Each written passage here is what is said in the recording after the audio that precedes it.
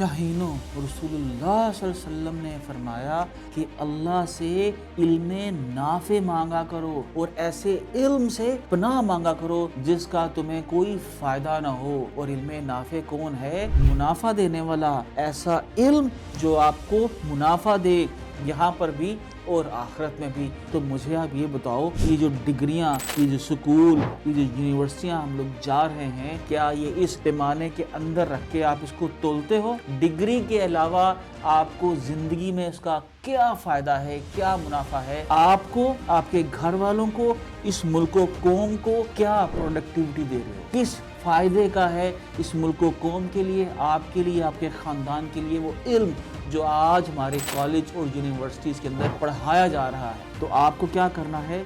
हमें सबको मिल के अल्लाह से इल्म नाफे की दुआ मांगनी है। और अगर आज इल्म नाफे कहीं पर अवेलेबल है तो वो है कहाँ पर? दुनिया की जदीद तरीन यूनिवर्सिटी, और वो है चैट जीपीटी। और आ जाओ, मेरे साथ आ जाओ, मिल के इस चैट जीपीटी के अंदर होते हैं और देखते हैं किस तरह से चैट जीपीटी का इल्म जो है हमारे लिए इल्म नाफे बन सकता है।